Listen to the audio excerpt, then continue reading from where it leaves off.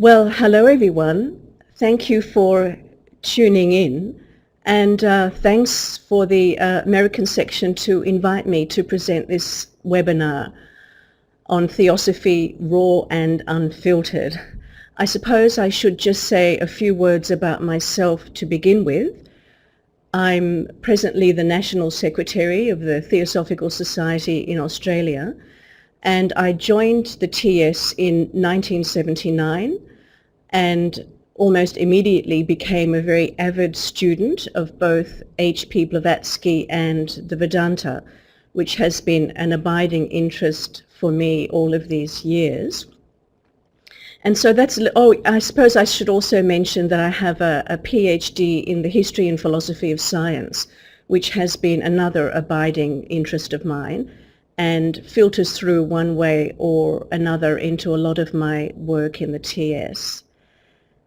So to begin this session, I would first of all like to say something about the title, Theosophy, Raw and Unfiltered. Is it in fact possible to say that there is such a thing as theosophy itself, beyond or beneath our interpretations? And indeed it is. And while it might seem a little presumptuous of someone to come online and say they're going to tell you exactly what theosophy is, raw and unfiltered, that is what I'm going to do or attempt to do, but based on a long-standing tradition of what theosophy is, dating back to at least 3000 BC, a universal tradition, a universal understanding of divine wisdom, which it was the mission of the Theosophical Society to promulgate. As HPB said in Key to Theosophy, the purpose of the Theosophical Society is to show the world that such a thing as theosophy exists. But we can't show the world that such a thing as theosophy exists unless we can say a little bit about it. There has been a hesitancy to define theosophy in the TS for a couple of reasons.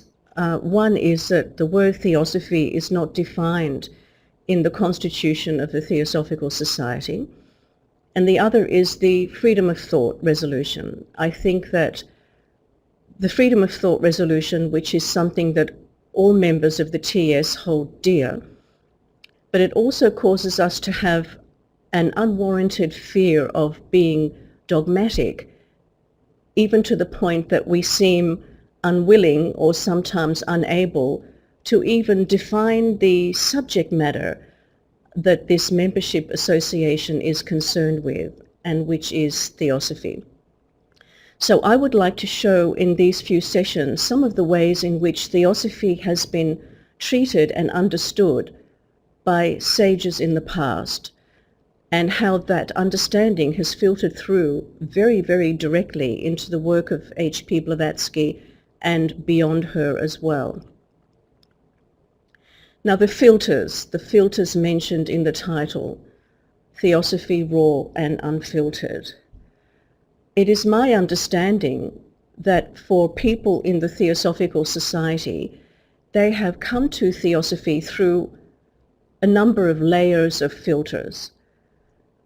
The first filter, of course, is the filter that all human beings put on everything that they think about, and that is the fundamental filter of thought, which always is a product of our conditioning and is somewhat devoid of wisdom, intrinsically devoid of wisdom, which will be explained in another session with reference to the Patanjali Yoga Sutras. But meanwhile, just to take it as a hypothesis or take it on board for the sake of the argument of this title, theosophy has come to each of us through a number of filters. First of all, there's theosophy itself, which was not created by human beings and which can never be contained or accessed by thought. Let's just call that theosophy itself. And then there are teachings about theosophy that go back to at least 3000 BC, the first expression of which was in the Vedas. Some of us like to argue that Theosophy is equally present in many other traditions, not just Vedic. There's the Corpus Hermeticum, there's the Kabbalah, there's Taoism, Sufi thought, all sorts of areas in which we would say that is Theosophy. But just chronologically, the Vedas came first. Another layer of filters then comes up when HPB first presented Theosophy to the world through the Theosophical Society and her works, initially Isis Unveiled and The Secret Doctrine. So HPB had effectively cherry-picked through the ancient teachings about Theosophy and represented them to us from around 1875 till her passing away. So when I say cherry-picked, HPB, like all of us, was a student of Theosophy, an absolutely A-grade student of Theosophy, with a very subtle and detailed understanding of the territory. But she presented the territory to us through her own understanding. Admittedly, she's an excellent source of Theosophy for us, informed as she was by some very able and enlightened teachers from whom she also learned what is and what is not Theosophy. So some of us came along to the Theosophical Society and straight away started reading H.P. Blavatsky and perhaps also looked into some of her sources. And then others came along to the Theosophical Society and read people who had been inspired by H.P. Blavatsky. And perhaps they had primarily read Annie Besant, C.W. Leadbeater, Sri Ram, all of which had a lot of able and enlightening things to say about the subject matter of Theosophy. But again, that's another layer of filter. If we don't have access to divine wisdom itself through our own intuition, and if we haven't studied the original sources, the first sources of the tradition, for example, the Vedas, Platonic work, other primary sources, which we will look into later, but we just read HPB. HPB is a fantastic entree to the entire scope of works of Theosophy. But maybe we came along to the TS and we found HPB a little bit obtuse, a bit too complex, a bit too wordy. And so we read people who learned Theosophy from HPB, say Annie Besant. And so my argument just in this title, and I'm not going to labor the point any further, is that, you know that expression, it's a mistake to look at the finger pointing at the moon. You know, all of these are fingers pointing at the moon. But if we are looking at a second or third generation of interpretation of Theosophy, I would argue that it is like looking at the finger pointing at the moon on a cloudy night. And in all fields of research and study, it's always a good idea, as far as possible, to go back to the primary sources. That goes for a historian, a history of science person, anyone, and a theosophist. It repays you enormously to go back to some of the original sources. And that's what I'd like to do in the next few sessions. Put forward some of the ABC of original Theosophy, which H.P. Blavatsky referred to as the Aryan philosophy, which, as we will see shortly, was once the second object of the Theosophical Society to promote, the Aryan philosophy. So let's begin. In this quote from H.P. Blavatsky's Occult or Exact Science, we can see a little bit of the scope of the territory of the primary sources that HPB referred to and based her teachings on.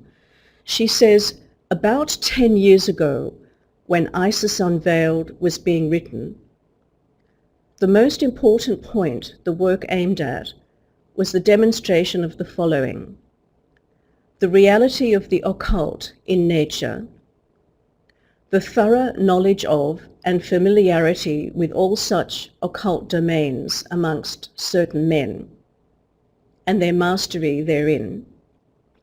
Hardly an art or science known in our age that the Vedas had not mentioned, and the same holds true for our age as well. Hardly an art or science known in our age that the Vedas have not mentioned.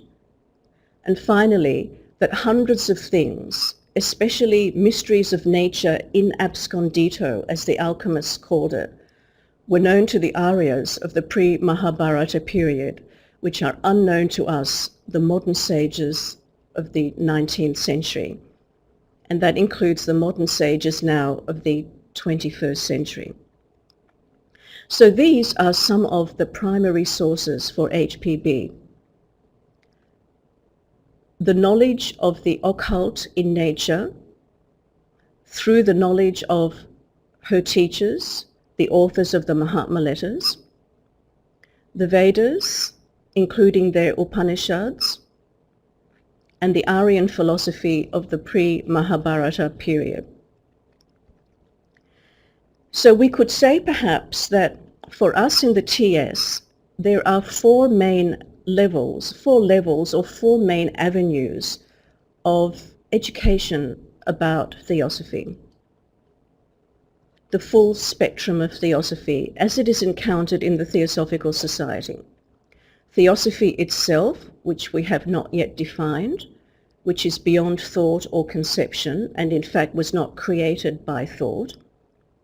Then there are teachings about Theosophy from times past, way back to at least 3000 BC, found throughout the world, and then marginalized and discredited since the 17th century, and HPB took it as her mission to reinstate the lost reputation of this marginalized philosophy.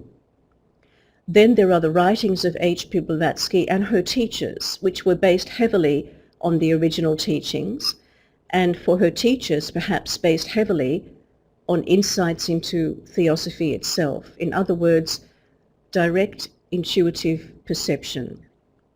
And finally, the writings of those who came along after HPB's works and who learned about Theosophy chiefly from her writings, augmented, of course, by their own understanding. And in this field, of course, our own understanding is essential. Doesn't matter how much we refer to the primary sources or great sources such as the works of H.P. Blavatsky, they will be as if closed doors to us if our own understanding is not awakened.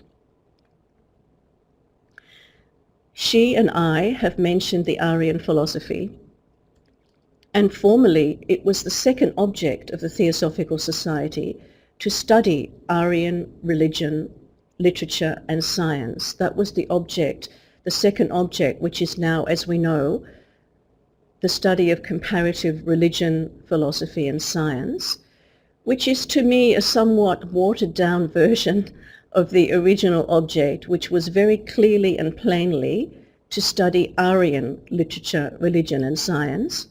And in 1890 it became to promote the study of Aryan and other Eastern literatures, religions, philosophies and sciences, and to demonstrate their importance to humanity.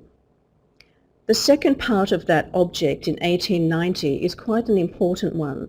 It's not just a case of ourselves studying this tradition, whether it's comparative philosophy, science and religion, or what it was originally, Aryan and other Eastern literatures.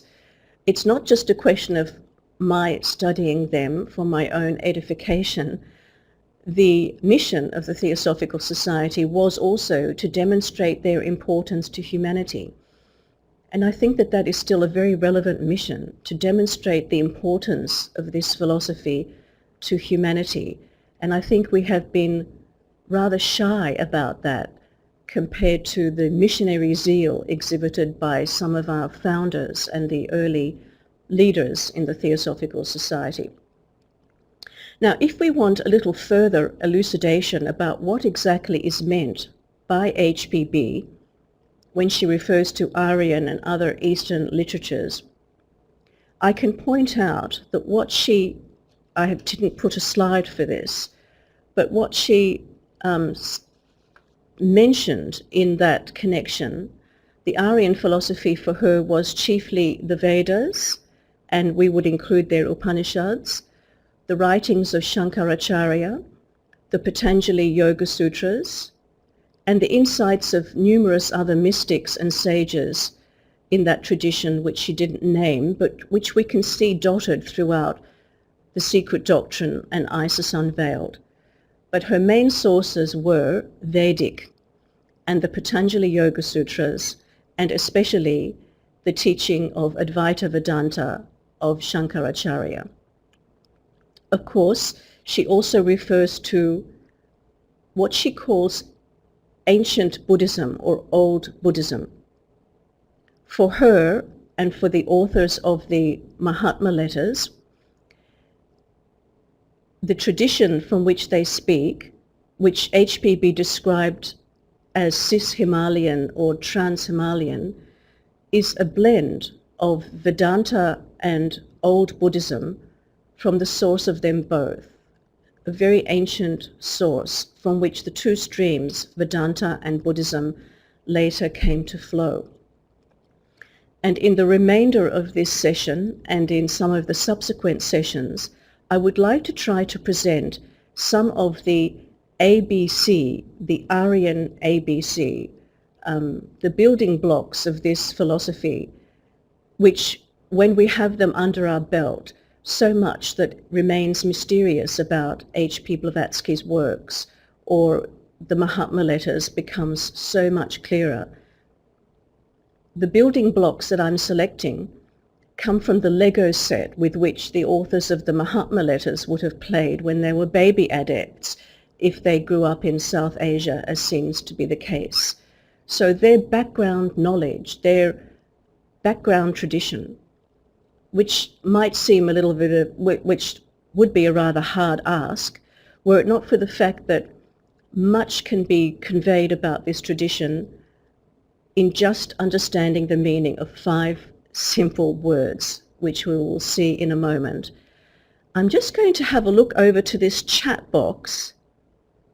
Okay, probably what I'll do is at some point pause for questions, and then we can perhaps break into a discussion. But right now, just continuing. This is a quote from letter number 2. It was one of the KH letters written in 1880, where it says, "The mysteries never were, never can be, put within the reach of the general public, not at least until that longed-for day when our religious philosophy becomes universal. The mysteries never were, never can be, put within the reach of the general public, not at least until that longed-for day when our religious philosophy becomes universal." Many of us have read that statement from that letter, and indeed the rest of that letter, which is one of the important ones in the collection known as the Mahatma letters.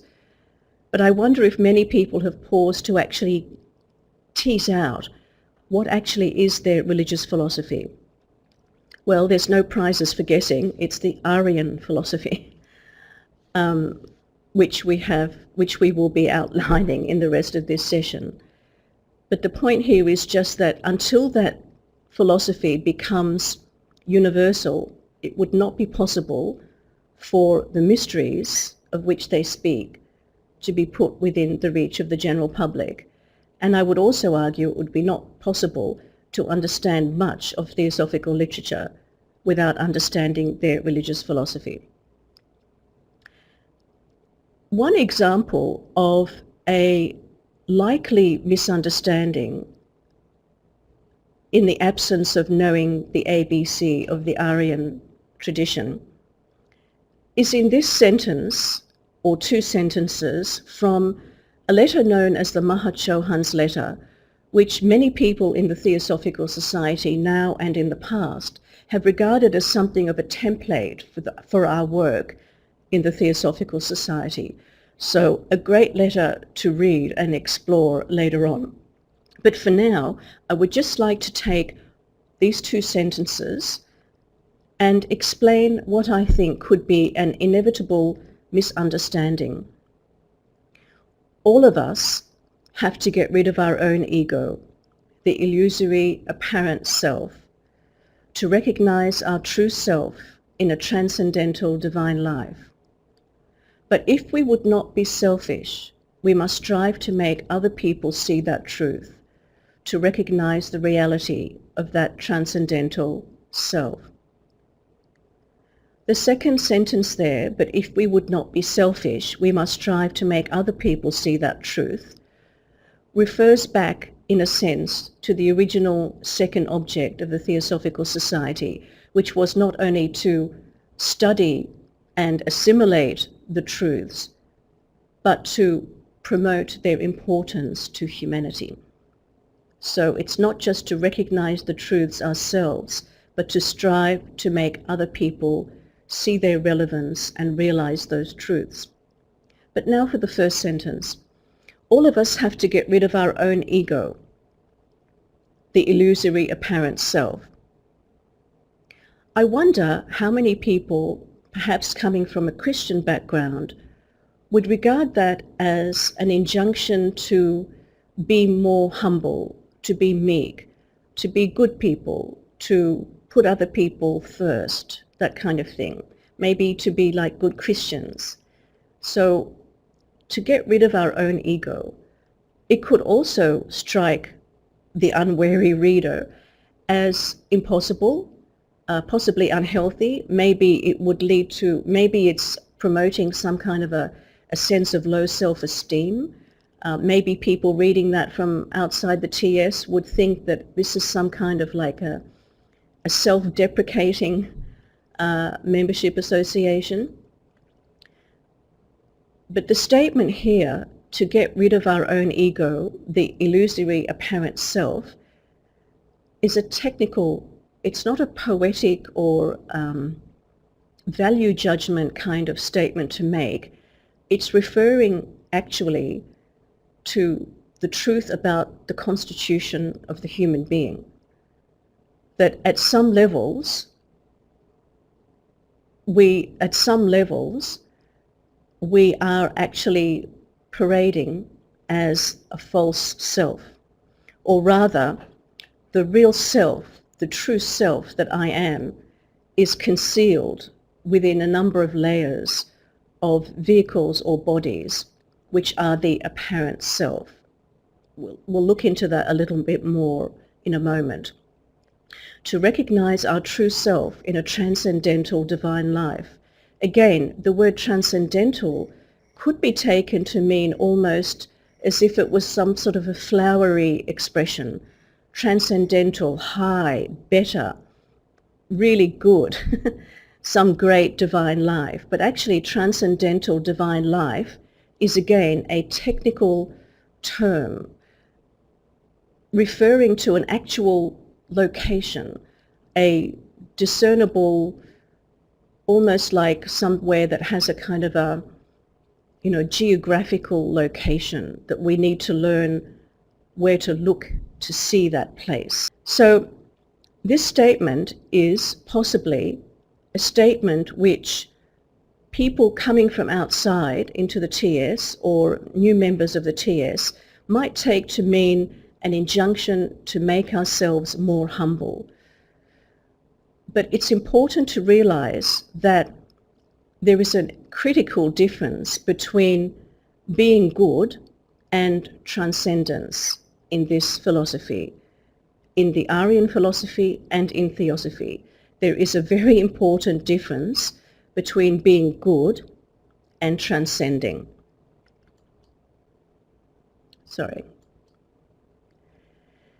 So, reading the Vedas, which are the primary sources, or even the Upanishads, is a rather hard ask these days. They're long. They're very, very long. Some of the translations are poor, based on conditioning from the wrong culture and giving quite a strange slant to things. They're arcane. They were originally all based on an oral tradition, which was a strict student-disciple situation where it was an oral culture and the entire tradition was conveyed to the disciple verbally and in practice by the teacher. So a lot of what we see recorded in the Vedas, the Upanishads, and the Patanjali Yoga Sutras almost assume that you have an instructor by your side. And we don't have that instructor, most of us. Fortunately, Shankaracharya and others have interpreted the Upanishads and the Vedas for us, and in some cases have written very brief, user-friendly, almost user-friendly treatises. For example, Shankaracharya, the Atmabodha, which in 29 shlokas is said to tell you everything you need to know about Vedanta. And even the first 5 shlokas are said to tell you everything you need to know about the Vedanta.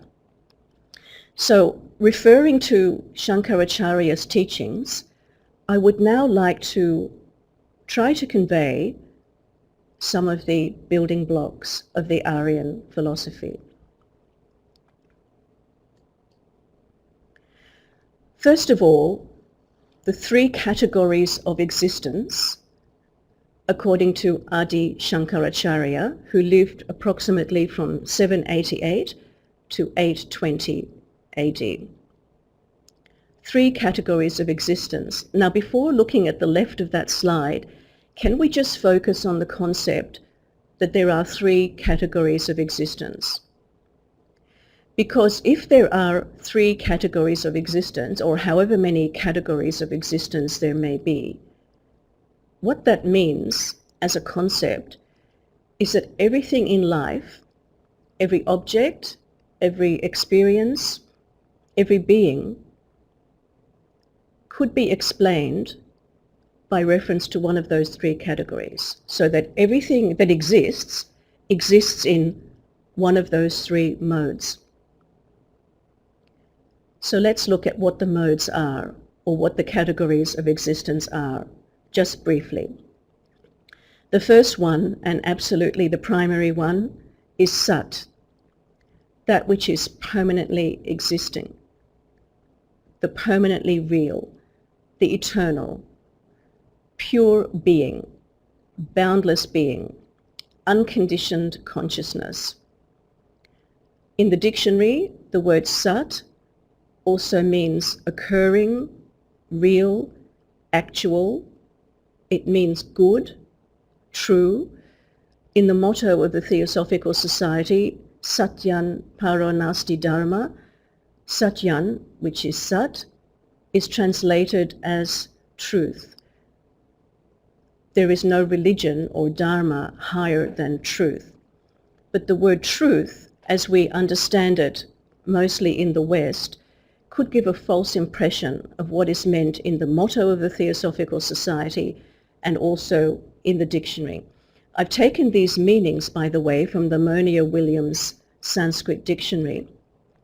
And I would like to point out here something that is relevant in many aspects of our study of theosophy and any study at all, that language is almost 100% context dependent. Language is almost 100% context dependent, and much misunderstanding of various kinds of literature arises because people want to take words hard and fast, literally, in all conditions. So Sat consists of a range of fluid meanings depending on the context. The highest context, or the context here for Shankaracharya as one of the 3 categories of existence, Sat is pure being, which is eternal. Then there is Asat. Now in Sanskrit, a is just a negation of whatever the word is. For example, avidya, which translates, one of the translations is ignorance or not knowing, because vidya means to know. So avidya is not knowing. Similarly, sat is the real, the actual, the true. So asat is that which is permanently non-existent. Sat is always present. Asat is never present. In some contexts, it means wrong. It means wrong, just plain wrong. But I would like to point out here something which, as a sort of proof, attempted proof that the categories of existence could explain everything. The question of evil often arises. If there is good, for example, in Plato and the Neoplatonists, the ultimate reality, which is the good, is there another ultimate reality which is not good? Well, according to this, there is not. There is no ultimate reality, permanently existing thing or principle which is not good. There is only the good, ultimately. And then there is a third category, which is used by Shankaracharya as a category which covers manifestation and the world as we know it. Mithya, the falsity of the world. The world, according to Shankaracharya and Vedanta, exists. It certainly does exist, and you and I are proof of that, but only apparently. So the world, as we know it, exists, but not in reality, only apparently. If we go back to the previous slide, where it says all of us have to get rid of our own ego, the illusory apparent self, we can now see that what is being referred to in the illusory apparent self is something that exists in the category of existence known as mithya, the falsity of the world, the falsity of the ego. The world is a temporary projection from the real.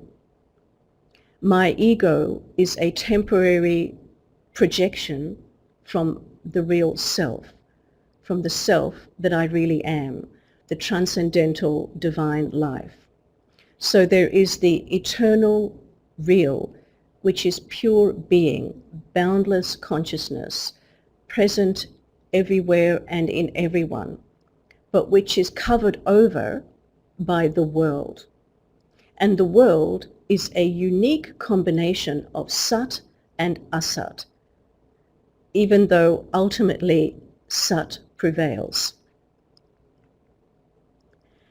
So, three categories of existence. As these are the three categories of existence, I take that to mean that Shankaracharya believed that everything in life could be explained by one of these categories of existence. However, I would like to add two very useful words with which many people in the Theosophical Society would already be familiar, but which I would like to use now to explain further what could be meant by the illusory apparent self. Our two words are Maya and Upadhi. Maya is the one word which everybody associates with the teachings of Shankaracharya. Some people believe that he taught that the world was nothing but an illusion, which is definitely not the case, because we've already seen that Shankaracharya taught that the world is mithya, a category that exists to explain the falsity of the world. It exists, but not as pure, boundless being, which is the real. So let's just take a little bit of time to dwell on the meaning of the word Maya which can also help explain what is meant by the illusory apparent self. These definitions again were taken from the Monier-Williams Sanskrit Dictionary. First up, illusion. Very simple. It means that what you see is not what is real, but what is being presented to you is a mirage, like a mirage in the desert. You think there's water over there in the distance, like the example is given of the deer that sees water in the distance and keeps running there and eventually dies because there was no water in the distance. It was just a mirage or an illusion. Then there is appearance. Appearance is an important concept. It means a couple of things to me. First of all, an actor in a play makes an appearance, enter stage left. So appearance in that sense. A moment ago there was no one on the stage and there was nothing happening, and next minute something and someone makes an appearance. Also, in the flavor of the word appearance, there is the idea that appearances can be deceptive. Well, appearances in Vedanta are always deceptive because they cover the real, which you can't see. And the fact that there are things that you can see makes it look like that's all there is. But in fact, what you can see is just a veil over what is the ultimately real. So appearance means appearing, becoming manifest, and it also means just an appearance, a facade, like a projection, like the persona is an appearance, often hiding quite a different kind of character underneath. Sometimes we project a persona just so that we can hide from ourselves what we really think we are, both of which in Vedanta would be an illusion. Now, projection, veiling, and superimposition, they were all listed in the dictionary as meanings of the word Maya. Projection, veiling, and superimposition are the most important concepts in Vedanta, apart from the three categories of existence. The world is a projection from the real. In fact, let me put it this way. Maya is not just illusion. Maya is also the cosmic power to project the world through the twin powers of projection and superimposition. These are the twin powers of Maya. And the word Maya, or the concept of Maya in the Vedas, is not just some major mistake, some illusion-producing faculty. It's the cosmic power to manifest the world, which is not such a bad thing. And let's face it, if Maya was all bad, then people in India wouldn't name their daughters Maya. It would be like calling your beloved daughter error or mistake. And maybe sometimes some parents feel that way, but the word Maya is a compliment to a daughter. It's one of the holy names, like Krishna. So Maya, one of the meanings of the word Maya is appearance, but also deeper, Maya is the power that exists within the real to project this false world. And by false world, the word false simply means, in Vedanta as it means in Plato, temporary. It's the temporal world.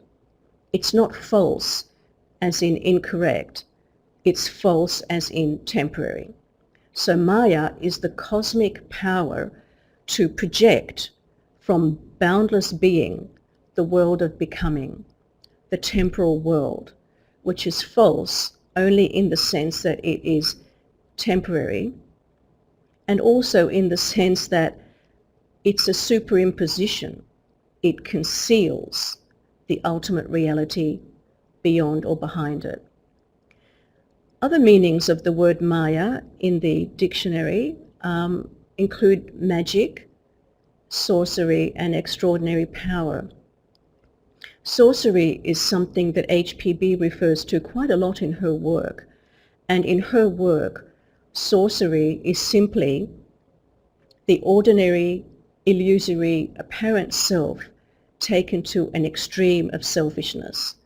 But just the same ordinary qualities that every illusory apparent self has, and so much of that I hold in common with, say, Hitler. So much of what is in me was exactly the same as what is in Hitler, only he was just an exaggeration of some of my qualities. Each of us just exhibit different qualities of what it means to be the illusory apparent self. Then we have the word upadhi. Anybody who has studied classical theosophy, circa 1875 and on, would have come across the word upadhi, or vehicles. And the idea is that there are the planes of existence, or the bodies of man, and they are different vehicles of the one true self. So there's the physical body, the etheric, the astral, the lower mental, the higher mental, and Atma, which is, to all intents and purposes, the self. That's the sattvic level in the human being. So the word upadhi in the dictionary means attribute, disguise. Again, we can see that the vehicles are a disguise. They are the clothes that you wear, but they are not the being. And the clothes that we wear include not only the physical body and its garments, but also the mental body is a cloth that we wear. Species, that's one of the definitions of upadhi in the dictionary. I'm reminded there of a saying by Giordano Bruno that there is only one being in existence, having each of us as its experience. There is only one being in existence, having each species as its experience. Vehicle, incidental purpose, an additional adjunct, and supernumerary. All of these refer to the same thing, which is that the real is Sat. The real is the Atman. The rest is incidental or supernumerary, and it comes and goes. It's incidental because the real self, the self that you really are, remains the same. Whether your life comes and goes, whether your thoughts come and go, whether the world comes and goes, the real remains.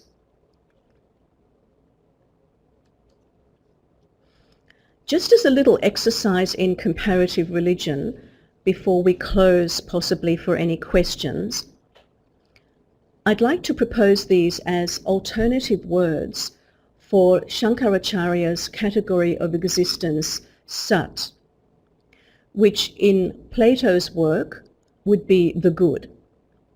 So alternative words for Sat, which is pure boundless being, unconditioned consciousness, the real, the good and the true at different levels. In Vedanta, we've got Brahman and Parabrahm. In occult science and esoteric science, we come across the expression the absolute, the one life and one law, which is in the Mahatma letters. Same, alternative words for Sat, the absolute, the one life. In religion, we have the word God, which could be taken to be Sat, the highest order of being, the ultimate reality. And God is love. Same with Sat, infinite bliss, infinite kindness. Or in religion also, we come across the divine, which is in the word theosophy. And the divine is intelligence, pure, boundless intelligence. In physics, while these may not be the actual highest order of being, they are like icons. They, on their own plane, these concepts fulfill the same role as Sat in metaphysics. The quantum vacuum, the Akashic field, the unmanifest state, zero-point energy. In each case, these words represent the underlying reality, the eternal, out of which the particular emerges. I could have put in there also for David Bohm the implicate order. Out of the implicate order, which is Sat, the temporary falsity of the world emerges. Out of the implicate order of myself, which is the Atman, the other bodies or vehicles emerge. In mathematics, the fully integrated state, and in philosophy, we have the expression ultimate reality, the totality, pure consciousness. We will see later on that one understanding of the word theosophy is that theosophy actually means these.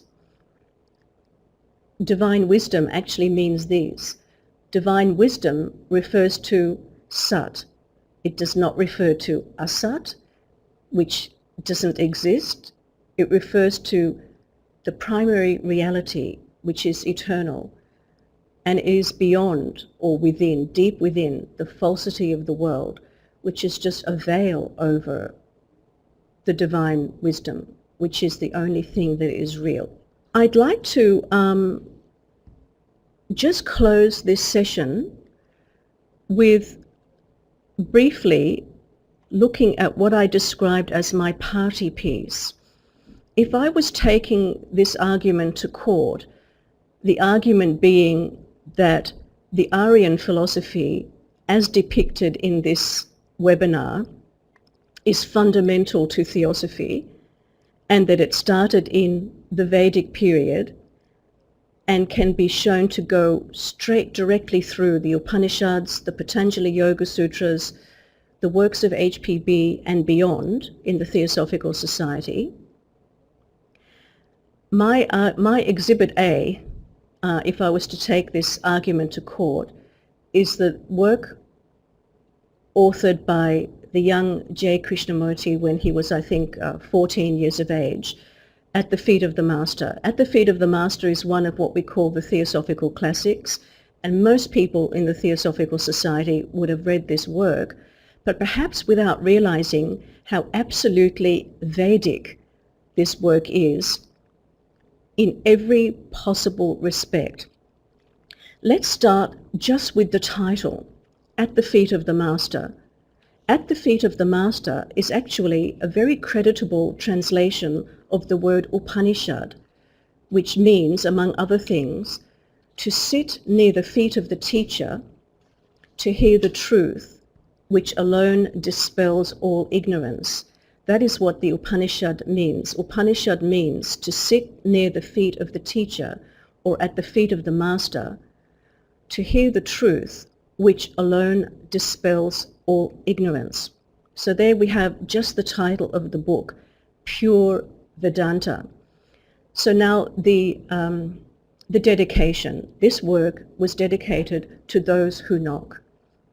Now the Upanishads were given only to those who knocked, and you had to knock damn hard. You had to prove to the guru, to your teacher, that you were worthy, that you were ready, that you were willing and able to be taught. So the Upanishads were always given to those who knock. Then the prayer, which begins the book At the Feet of the Master. From the unreal, lead me to the real. From darkness, lead me to light. From death, lead me to immortality. When I first joined the Theosophical Society in 1979, and I read this book, At the Feet of the Master, I assumed that this prayer was authored by J. Krishnamurti. But in fact, this is the Shanti mantra from the Brihad Aranyaka Upanishad. From the unreal, lead me to the real. Asato ma sadgamaya, tamaso ma jyotir gamaya, mrityor ma amritam gamaya. Brihad Aranyaka Upanishad. So the author of At the Feet of the Master chose, again, we're still on page 1, the frontispiece of At the Feet of the Master, and we can still see that this Theosophical classic so far is 100% Vedic.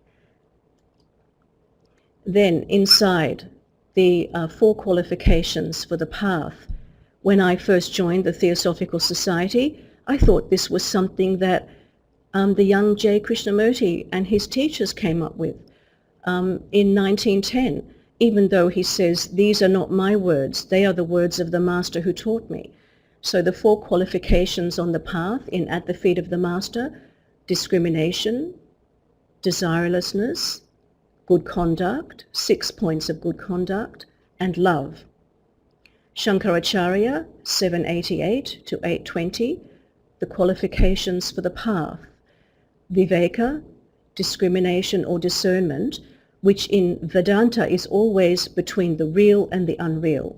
Ultimately, it is the capacity to discern the self from the not self, the self from the vehicles, the self from the projections, the silence from the thought. That's what viveka is all about, ultimately. Then vairagya, dispassion, or in Krishnji's word it was desirelessness, exactly the same thing. Shad sampat, the 6 virtues or treasures, the 6 elements of good conduct.